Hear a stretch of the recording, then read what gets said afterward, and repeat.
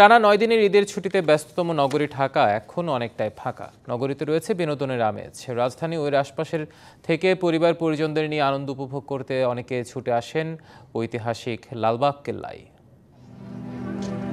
এবারের ঈদ বিনোদনের অন্যতম আকর্ষণ ঐতিহাসিক লালবাগ কেল্লা। ঈদের প্রথম দিন থেকেই এখানে দর্শনার্থীদের উপচে পড়া ভিড়। শনিবারও তীব্র তাপদাহ উপেক্ষা করে অনেকে ছুটে আসেন এখানে।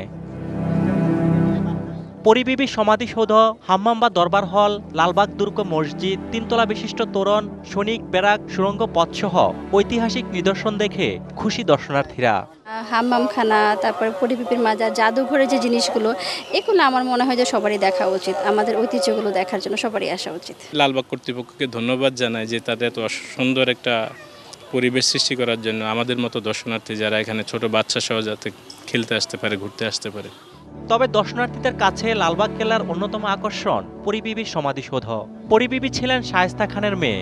মেয়ের স্মৃতি ধরে রাখতেই আগ্রার তাজমহলের অনুকরণে সমাধিসৌধটি নির্মাণ করেন তিনি। বিশেষত সবাই আসে পরিবিবির মাজারের যে একটা থাকে, এটার আকর্ষণটা আছে। মোটামুটি ভালো, সুন্দর একটা পরিবেশ। আদরের কন্যাকে এখানে সমাধিস্থ করেছেন, সেই সমাধিসৌধটি আসলে পরিবিবির সমাধিসৌধ বা পরিবিবির মাজার নামে খ্যাত। এই পরিবিবির সমাধিসৌধটি আগ্রা তাজমহল আকৃতির তৈরি।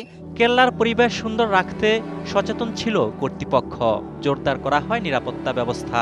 লালবাগ দুর্গের অভ্যন্তরে ২০ সদস্যের আনসার রয়েছে, তারা আছে। পাশাপাশি আমরা থানা, পুলিশ, র্যাব এবং সেনাবাহিনীর সাথেও আমাদের যোগাযোগ অব্যাহত আছে।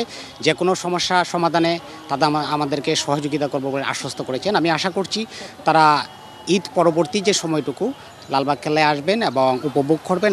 প্রতিদিন সকাল 10টা থেকে সন্ধ্যা 6টা পর্যন্ত খোলা থাকছে লালবাগ কেল্লা। টিকিটের মূল্য জনপ্রতি 30 টাকা। অন্যান্য ঈদের তুলনায় এবার লালবাগ কেল্লায় দর্শনার্থী সমাগম ছিল কয়েক গুণ বেশি। অজিত সরকার, ডিবিসি নিউজ, ঢাকা।